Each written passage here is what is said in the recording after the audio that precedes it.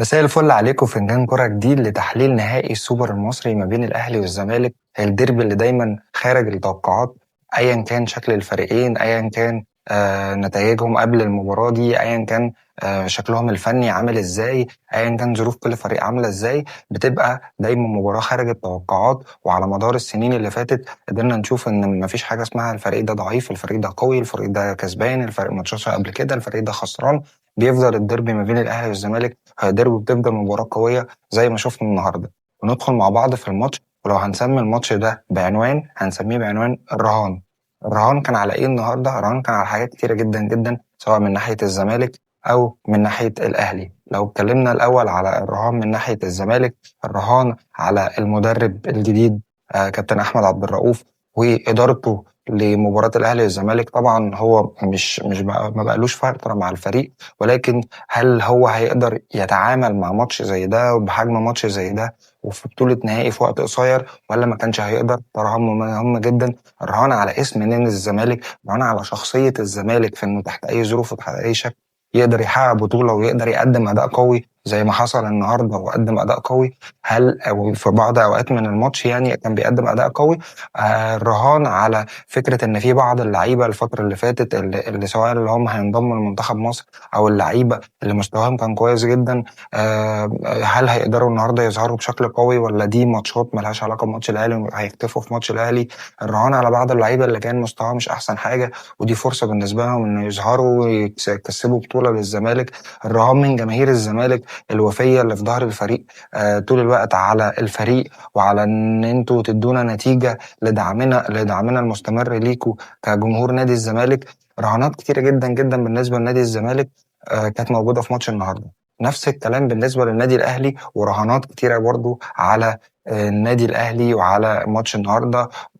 حاجات كتيرة جدا كان بيواجهها النادي الأهلي قبل المباراة، وده اللي خلى في رهانات كتيرة. الرهان على شخصية الفريق وعودة شخصية الفريق في ماتش ديربي، وإن أنت ترجع شخصية الفريق اللي مفتقدها بقالك فترة، وإن أنت تقدر تكسب بطولة. الرهان على الروح وعلى القوة في الملعب والاستقتال على الكورة بشكل كبير. الرهان على ان جمهور الاهلي واقف وظهر الفريق وظهر لعيبته، فهل اللعيبه دي هتقدم ايه النهارده؟ الرهان على شخصيه اللعيبه الكبيره اللي بقالها فتره مش موجوده، وعلى امكانياتهم الفنيه اللي برضه بقالها فتره مش موجوده. الرهان على زيزو واول ديربي ما بينه وما بين الفريق اللي كان فيه قبل كده موجود فيه نادي الزمالك، وايه اللي هيقدر يقدمه زيزو قدام نادي الزمالك في اول ماتش وقدام جمهور الزمالك، وضد الهتافات اللي هتحصل معاه او حصلت معاه في الماتش. فهيعمل ايه وهيتصرف ازاي؟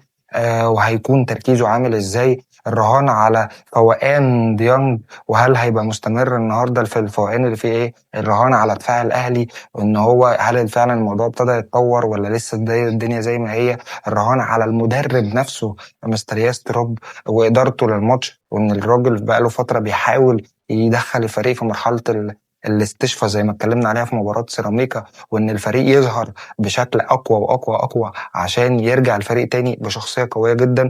الرهان على طريقة لعب، الرهان على بعض اللعيبة زي كوكا، زي ياسين مرعي، حاجات كتيرة جدا جدا. الرهان على طاهر رغم الاداء السيء اللي بيقدمه الفترة اللي فاتت، بن شرقي وانه بقاله فترة ظهر. رهانات كتيرة جدا جدا جدا. الماتش وضح الناس وضح معانا هنا في فنجان كورة، نقدر نوضح لحضراتكم ايه الرهانات اللي كسبت والرهانات اللي خسرت وما كانتش افضل حاجة في الماتش. وده اللي هيخلونا نخش على احداث الماتش ونتكلم عن تشكيل الفريقين. لما تيجي تتكلم عن تشكيل الفريقين في فنجان كورة ومن وجهة نظرنا، هل كان التشكيل الأفضل للفريقين؟ لما تيجي تبص على تشكيل النادي الأهلي، كان في حراسة المرمى محمد الشناوي، في الباك اليمين محمد هاني، ياسر إبراهيم، ياسين مرعي، في الباك الشمال كوكا. كنا بنختلف ونتفق على وجود كوكا، ولكن النهارده الرهان كان على كوكا برضو من المدرب ان هو يقدر يسد الوينج اليمين، سواء في مشاركة شيكو بانزا او خوان بزيرا. ايا كان اللعيب او ايا كان اللعيب اللي هيكون موجود في الحته دي، كوكا هيتعامل معاه ازاي؟ وده رهان كبير جدا من المدرب. بيتواجد في نص الملعب طبعا اليو ديانج ومروان عطيه، في ثبات بشكل كبير جدا في تشكيل الاهلي عن الماتش، زي ماتش سيراميكا وماتش اللي قبل سيراميكا، ماتش المصري، ثبات بنسبه كبيره كده يكون نفس التشكيل يعني. الوينج الشمال بن شرقي معاه تريزيجيه وزيزو وجليديشار. الرهان برضو كان في حاجه مهمه جدا في تشكيل الاهلي، هي فكره وجود بن شرقي في الوينج اليمين. وجود بن شرقي في الوينج اليمين أداها بشكل كويس جدا في ماتش سيراميكا. هل هيقدر يعمل ده في ماتش الزمالك في نهائي السوبر المصري؟ ده كان مهم جدا جدا جدا في النقطة دي. بالنسبة لتشكيل الأهلي كان في ثبات، كان في استقرار في التشكيل، كان في ثبات في الطريقة. مع النهاردة تغيير فكرة إن زيزو مش هيلعب في الوينج اليمين، هيلعب بشكل حر في الملعب في كل حتة. تريزيجيه بيلعب في الوينج الشمال، بن شرقي في الوينج اليمين، وابتدى يتمرس فيها ويشارك فيها بشكل كويس جدا جدا. فده كان مدي أفضلية في ثبات الطريقة والتشكيل للأهلي. وده تشكيل ما فيش فيه تغيير بالنسبة للنادي الأهلي. تغييرات بن رمضان كان موجود على الدكة. ده كويس جدا، لأن دايما كنا بنتكلم مع بعض هنا في فنجان كورة ونقول إن مش شرط كل اللعيبة الجامدة تكون موجودة في الملعب، كله على حسب حالة اللعيب وعلى حسب الخطة اللي أنا محتاجها. مفيش حاجة اسمها أنا بحط كل الأوراق اللي معايا في الملعب وأقول يلا بينا نكسب يلا بينا نلعب. لا، أنا في أوراق مؤثرة ولاعيبة جامدة مش شرط تشارك في الماتش، ليها توقيتات في الماتش وليها دور في الماتش. ده بالنسبه لتشكيل النادي الاهلي. طب لما تيجي تبص على تشكيل نادي الزمالك، في حراسه المرمى محمد عواد طبعا بعد اصابه محمد صبحي. محمد عواد واللي كان متالق في ماتش بيراميدز وصد ضربه جزاء كان استفاد منها نادي الزمالك في مكسب مباراه بيراميدز في قبل نهائي السوبر. في الباك اليمين عمر جابر، في خط الدفاع كان الونش ومحمد اسماعيل. يمكن انا بشكل واضح في فنجان كوره شايف ان مشاركه الونش على حساب حسام عبد المجيد دي مشاركة ظالمة، لأن حسام عبد المجيد كمدافع هو أفضل من وجهة نظري من الونش، وكرويا أفضل في الطلوع بالكرة من الونش. وكمان حسام عبد المجيد بيتميز بأن هو عنده المقدرة إنه يجيب أهداف بدماغه، ويمكن الونش بقاله فترة ما بيقدرش يعمل حاجة زي كده. بس وكرة حسام عبد المجيد على الأرض مميزة في ظل الضغط المتوقع من الأهلي من بداية الماتش. في الباك الشمال كان موجود فتوح، وده تمام مفيش فيه مشكلة. بتتكلم على نص الملعب، لأن طبعا كده كده كان بنتائج غايب للإصابة. تتكلم في نص الملعب، ودي من وجهة نظرنا في فنجان كورة كانت المشكلة الأكبر، هي كانت وجود محمد شحاتة في مركز 6.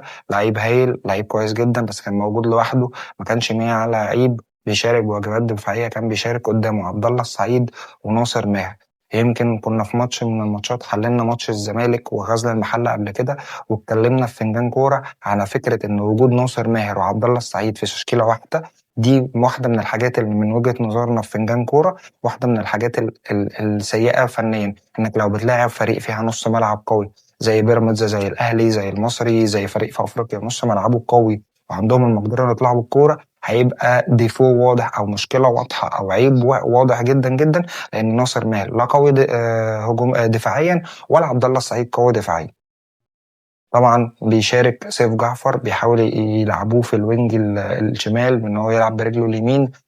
بيشارك طبعا بزيرة كان مصاب فلعب شيكو مانزا في الوينج اليمين. وكان برضه هنتكلم عنه بشكل كويس جدا. بتتكلم قدام في الفيرود عمرو ناصر، وبرضه ده تعقيب من عندنا في فنجان كورة.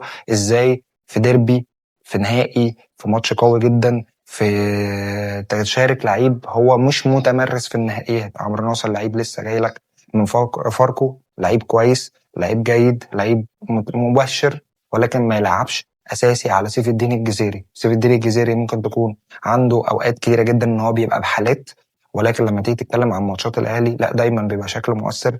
ماتشات النهائيه بيبقى شكله كويس جدا، عنده من الخبرات، لعيب دولي. فلما تكون النهارده من وجهه نظري مشكلتين كانوا موجودين في تشكيل الزمالك، هي مشكله مشاركة محمد شحاتة لوحده في نص الملعب، ما كانش معاه ديفندر تاني بيدافع كويس في ظل كل الأسماء اللي موجودة في الأهلي اللي هتضغط في الملعب. فأنت محتاج اتنين في نص الملعب يقدموا شكل دفاعي كويس جدا، وده ما كانش موجود. الجزء الثاني وهي مشاركة عمرو ناصر على حساب سيف الدين الجزيري، وكان واضح جدا ان عمرو ناصر مخضوض اجواء نهائي. الموضوع مش ماتش اهلي وزمالك بس وان عمرو ناصر شارك قبل كده 10 دقائق، لا الموضوع النهائي، انت بتلعب على بطوله، بتلعب على تفاصيل صغيره جدا، ممكن من فرصه واحده الماتش يخلص. وده كان رأينا في فنجان كورة عن تشكيل الفريقين. ابتدى الماتش، دخل الماتش الأهلي بضغط متوقع من بداية المباراة، إن الأهلي هيضغط وإن الأهلي عنده من الآليات في الملعب وعنده من الشخصية وعنده من حاجات كتيرة جدا إن هو يضغط في الماتش ويبتدي الماتش بضغط على نادي الزمالك. يمكن كان نادي الزمالك في أول الماتش كان بيحاول يطلع بالكورة، بيحاول يمثل خطورة، ولكن بشكل عام على مستوى الشكل الشوط الأول كان الاهلي ضاغط بشكل كبير على نادي الزمالك. ولكن في ظل ضغط الاهلي وسيطره الاهلي على الكوره، دايما كانت هجمات الزمالك بتمثل خطوره.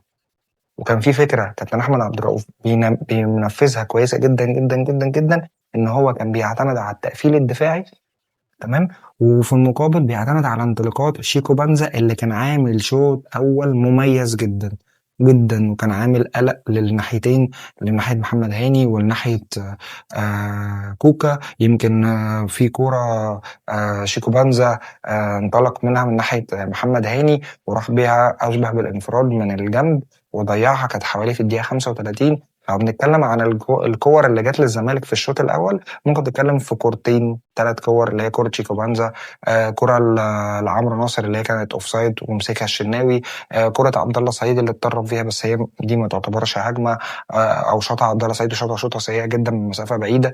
فدول مجمل، بس كان بيمثل خطوره. كان فيها عرضيه مؤثره جدا جدا في برضه في اخر الشوط او قبل هدف الاهلي، اللي هو الزمالك لما بيطلع يهاجم الاهلي كان بيبان ان في مشاكل في الدفاع الاهلي، وبيبان ان الزمالك خطر. كان مفترض ان هل كابتن احمد بقى عبد الرؤوف هيكمل على ده في الشوط التاني ويحافظ على الشكل ده. في المقابل النادي الاهلي كان في اول نص ساعه مسيطر على الكره بشكل كويس جدا، عنده كور ثابته غير مستغله تماما، سواء في كور ثابته قريبه من منطقه الجزاء او ضربات ركنيه غير مستغله الاهلي محتاج التمرين عليها. تمام. في كانت لعيبه الاهلي برضو كان الموضوع بيروح شويه لفكره ان هم ايه، زيزو عايز يتحرك بالكرة اكتر، كان بيبذل مجهود قوي جدا وكبير جدا، بس هو دايما عايز يوصل حاجه، عايز يعمل حاجه في الملعب توصل فكره ان هو النهارده كل اللي بيحصل معاه من المدرجات انا زيزو وانا موجود وانا عملت وانا. هو فعلا عمل مجهود كويس جدا، كان نجم الشوط الاول ونجم المباراه. بس خلينا نتكلم عن الشوط الاول اولا. اليو ديانج، فكره ان اليو ديانج بيلعب بقاله ماتشين، وخصوصا ماتش النهارده وماتش سيراميكا. انا في فنجان كوره لما بنتكلم مع بعض دائما وابدا اي ماتش كبير اليو ديانج بيكون في حالته، بيكون مهم، جزء كبير جدا من الاهلي بيبقى في حالته.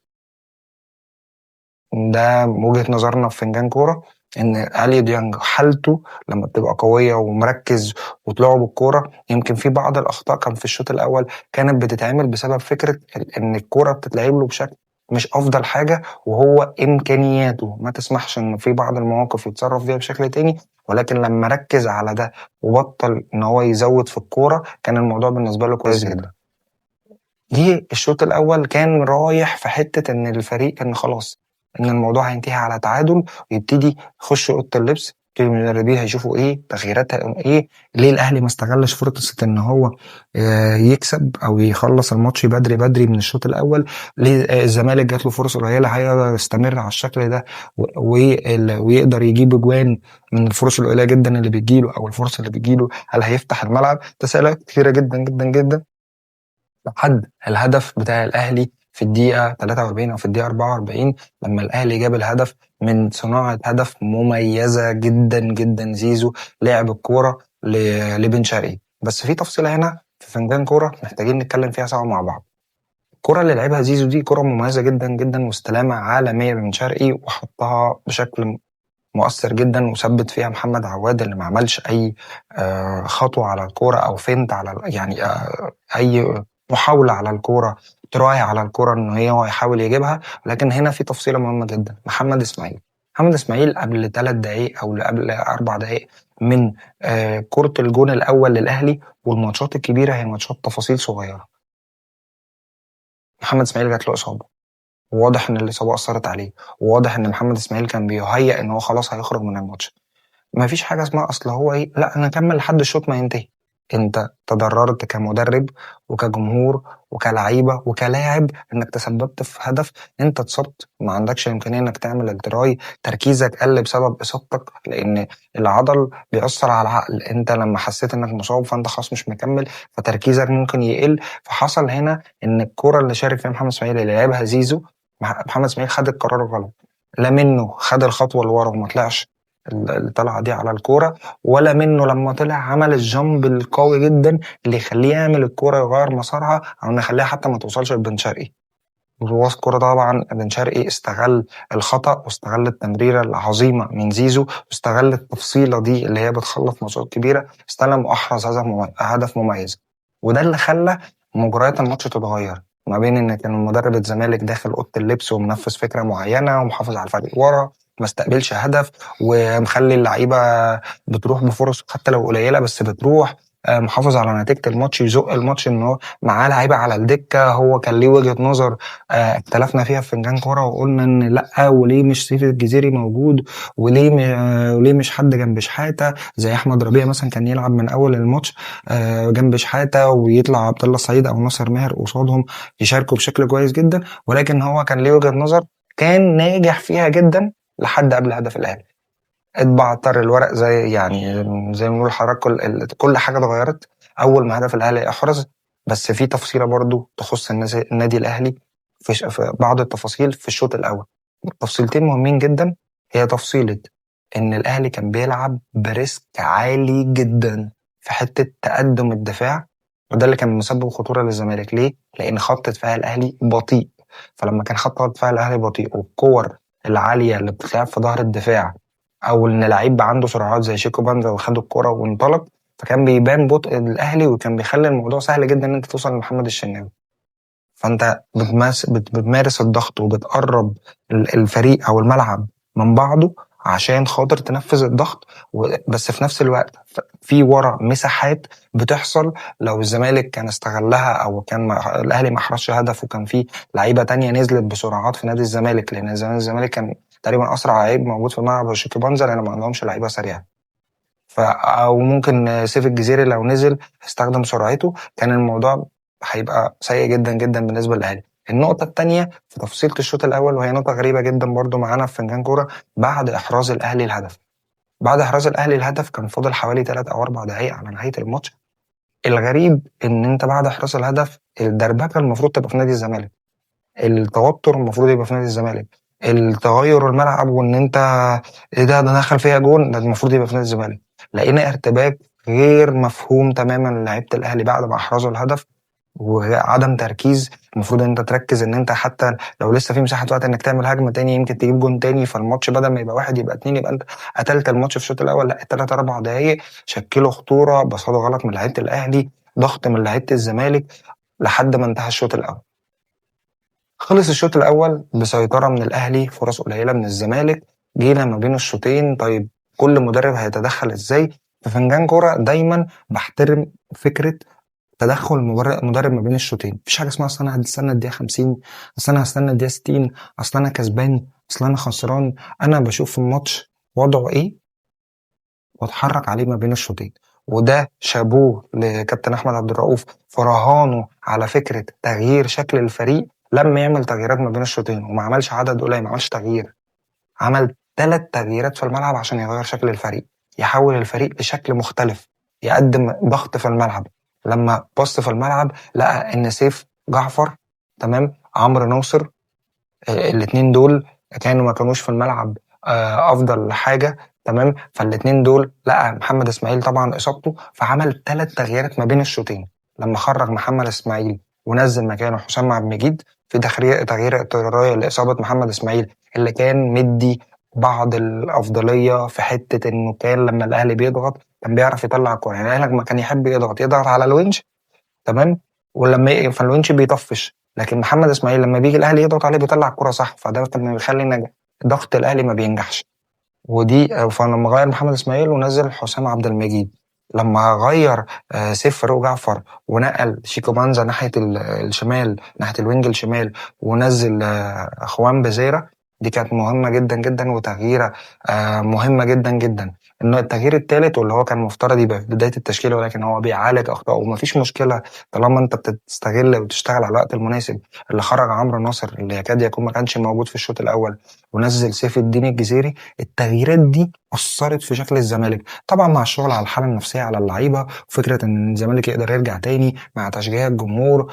ابتدى الزمالك الشوط الثاني بشكل متميز، وعدم تدخل مستر يستروب في ان هو احرز هدف.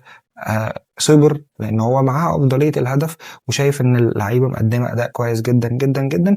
مفترض كان يبقى في كلام انك نبتدي الشوط الثاني بشكل برضه ضاغط، تستغل فكره انك جايب جون، ما تتراجعش. ولكن هل ايه اللي حصل في التعليمات؟ احنا طبعا مش في اوضه اللبس ومش عارفين، ولكن اللي شفناه مع بدايه الشوط ان كان في افضليه للزمالك على الاهلي. في الشوط الثاني الافضليه اغلبها كانت للزمالك، وكان الزمالك كان افضل بكتير جدا من الاهلي في الشوط الثاني. دي حاجه ما ينفعش ننكرها تماما في فنجان كوره. بس في نفس الوقت والزمالك كان ليه الافضليه، كان فيه عيوب ومزايا في حته الافضليه. الميزه ان الزمالك في الافضليه في حته ان هو كان افضل في الشوط الثاني، الزمالك ظهر بشكل كويس جدا جدا جدا.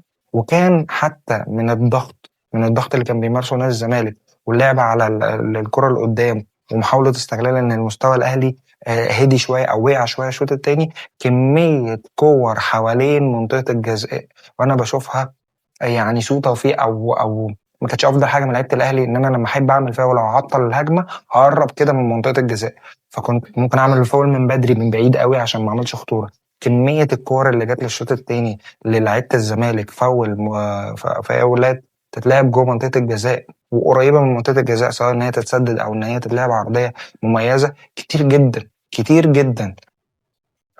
عبد الله السعيد وناصر ماهر كانوا بيلعبوا الكور دي، ما كانش تقريبا، ما كانش ولا كرة منهم عملت خطورة باستثناء كرة كان عملها حسام عبد المجيد جنب العرض. والكرة اللي دخلت جون في الشناوي هدف ملغي طبعا، هدف انقذ الغاء الهدف، انقذ الشناوي. الكرة جت في ايد سيف الدين الجزيري. احنا هنا في فنجان كرة ما بنتكلمش في حالات التحكيمية تماما، ولكن احنا بنتكلم على فكرة هدف الملغي ده كان خطأ كارثي من الشناوي. كان عامل ماتش كويس جدا جدا، بيطلع على العرضيات مركز، قفل على شيكو بانزا في الكرة اللي في الشوط الاول، ركز في الشوط الثاني في كرات عرضية كتير، كان واعي، كان بيدي تعليمات، كان الدنيا كانت كويسه جدا بالنسبه للشناوي. لكن الكره دي اللي هي بنشتكي منها كل ماتش، ان هي ممكن كره واحده في تفصيله واحده زي ما بنقول تغير الماتش.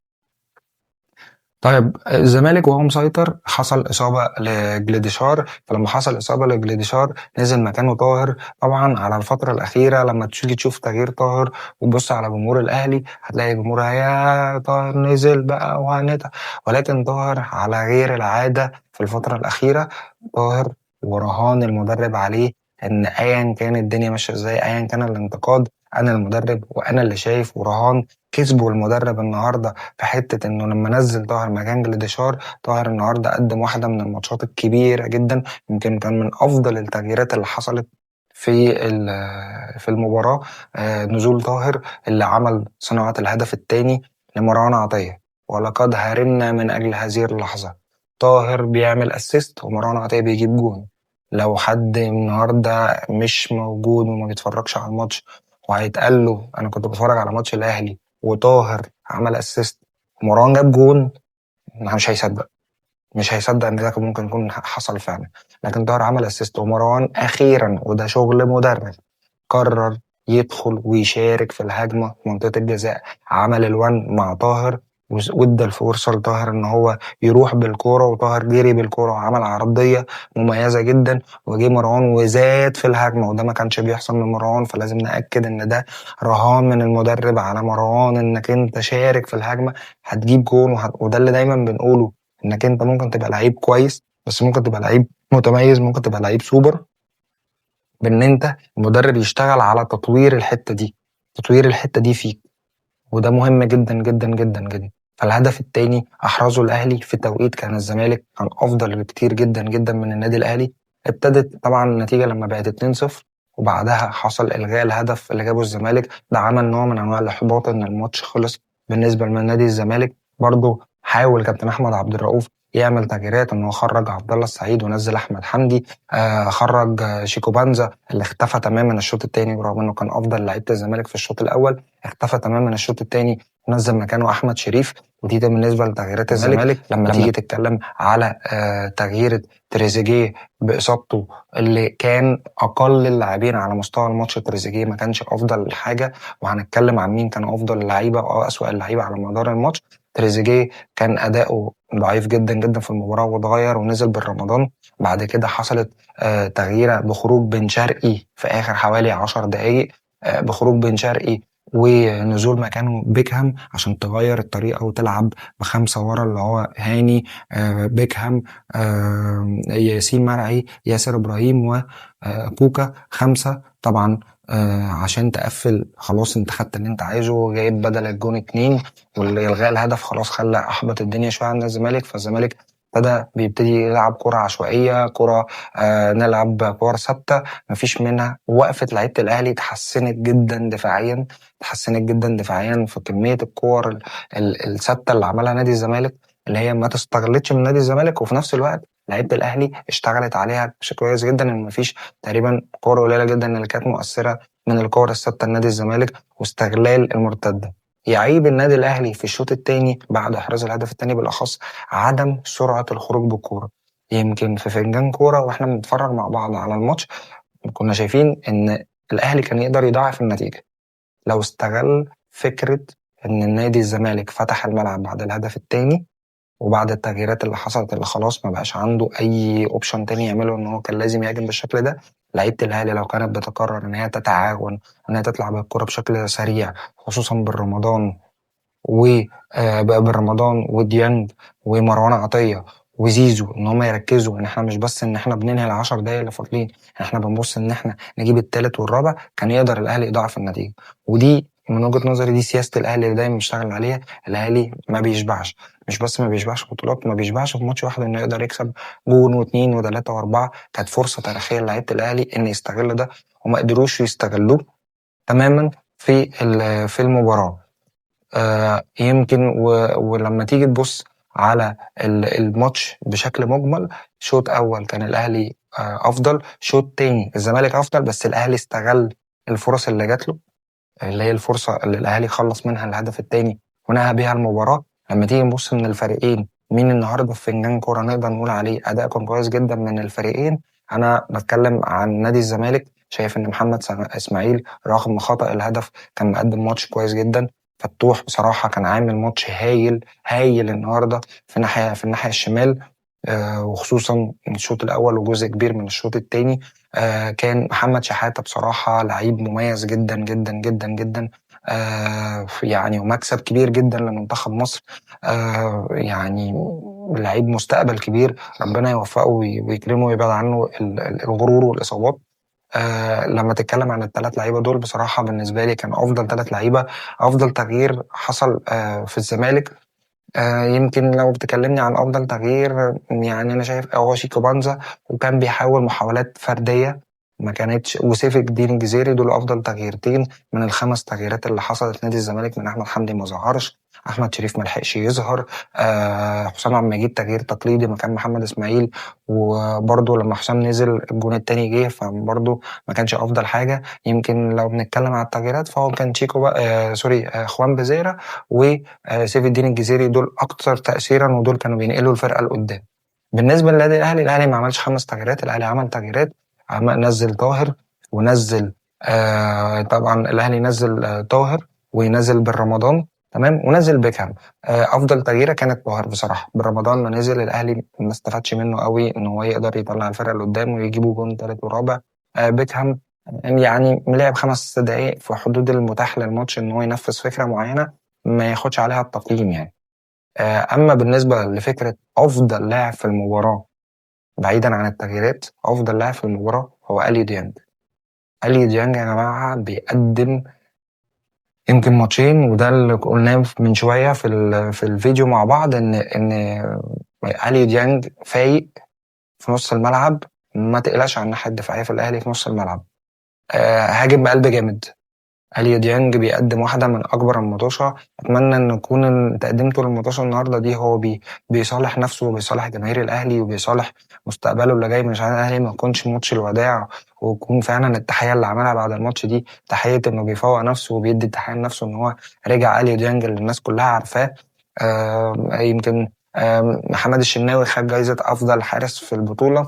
يمكن البطولة بتتاخد أفضل حارس بشكل تقليدي للحارس اللي كسب البطولة، بس أنا شايف بصراحة إن كان محمد بسام، إحنا شايفين مع بعض في فنجان كورة إن محمد بسام كان يستاهلها بشكل أكبر. أولا النهاردة حافظ على شباكه، يعني حافظ مش بعدد الأهداف اللي دخلت بقى. أنا بشوف دايما إن الحارس الجامد مش بعدد الحفاظ على على مرماه أكتر من عدد الكور اللي هو شالها وبشكل مميز. يعني كان سبب رئيسي جدا في فريقه إنه هو ياخد المركز الثالث النهارده، وكان برضو بشكل كويس في ماتش الأهلي طبعا. ده كان محمد بسام. ولكن الشناوي ومحمد بسام ما اختلفناش كتير، لكن أنا مختلف جدا على فكرة إن مروان عطية هو ياخد أفضل لاعب في البطولة، برغم إن أنا بحب مروان عطية وشايفه بيتطور، شايفه لعيب جامد. ولكن شايف إن أليو ديانج خصوصا ماتشين سيراميكا والزمالك كان أفضل لعيبة الأهلي. أفضل لعيبة الأهلي لازم تحيي زيزو، لازم تحيي زيزو على أدائه، لازم تحيي بن شرقي على أدائه النهاردة. بن شرقي واضح إن في شغل من مدرب نفسي وفني على أداء بن شرقي، إنه يرجع بن شرقي اللي الناس كلها عارفاه وبإمكانياته واللي الناس عرفته بيه في تألقه في فترة وجوده في الزمالك. زيزو والهدوء الأعصاب، يعني ما شاء الله.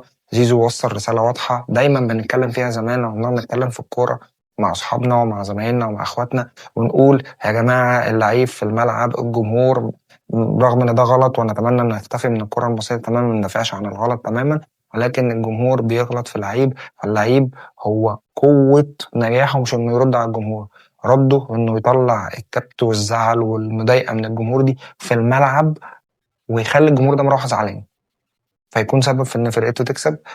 والجمهور ده مروح زعلان، شتم، عملت، سويت، ايا كان اللي انت عملته، انت مروح مش مش فاكر ان انا لو وقفت رديت عليك في الملعب، سواء رديت عليك الشتيمه او رفعت الجزمه او عملت ايا كان، لا انت فاكر ان انت وانت بتشتمني وعملت فيا كل ده انا روحت وانا فرقتي كسبانه، وانا انا ما اتأثرتش خالص، مفيش حاجه شغلتني من اللي انت عملته ده تماما، مفيش حاجه اثرت فيا. كوكا قدم اداء هايل، اتمنى الكوكا يعني كل الماتشات يبقى الزمالك عشان يقدم شكل دفاعي كويس. هو على المستوى الهجومي ضعيف جدا، بس على المستوى الدفاعي كان مقدم مباراة هايلة. ياسين مرعي، ياسر إبراهيم، على الشكل الدفاعي محمد هاني. ولكن الطقم اللي قدام جلاديشار يعني تحركاته كويسة، بس برضه لحد إصابته، ودي موضوع مثير للجدل. يعني الفترة اللي جاية الأهلي عايز يستعيد أفريقيا، ففكرة إن أنا معايا مهاجم بيتصاب بعد الدقيقة 60 وبعد الدقيقة 50 ده وضع مش ألطف حاجة تماما. يعني زي ما بنقول نزق الفريق لحد يناير لحد ما نشوف قصة الصفقات. ده بشكل مجمل أقل اللاعبين كانوا موجود في الفرقتين. لو بتسألني عن أقل اللاعبين ممكن أقول لك في الأهلي تريزيجيه بشكل واضح جدا أقل اللاعبين من وجهة نظري. ممكن مروان عطية ما كانش أحسن حاجة الشوط الأول، بس اتحسن جدا الشوط التاني. بالنسبة للزمالك أنا شايف إن أقل اللاعبين بالنسبة للزمالك كان عبد الله السعيد، قولا واحدا ما كانش مؤثر خالص خالص خالص في الفريق. ويجي من بعد منه عمرو الناصر اللي كان في الشوط الأول يستحق التغيير بشكل كبير. هارد لك لجمهور نادي الزمالك، هارد لك لنادي الزمالك. لسه في بطولات كتيرة جدا، لسه في شغل كبير جدا جدا المفروض الزمالك يشتغل على نفسه. ألف مبروك لجمهور النادي الأهلي وللنادي الأهلي. مرحلة مهمة جدا في مرحلة الاستشفاء وتفويق الفريق وتفويق الشكل الفني. يمكن ناس كتيرة جدا عارفة ان في بعض العيوب في الفريق محتاج ان هي تتعدل، الفترة الجاية هيشتغلوا عليها بشكل كويس جدا، ومحتاج لعيبة ترجع لمستواها زي ما حصل النهاردة. مبسوط جدا ان كنا مع بعض النهاردة في فنان كورة لتحليل مباراة الاهلي والزمالك في نهائي السوبر المصري. شكرا لحضراتكم، ونتقابل مرة تانية في فنان كورة جديد.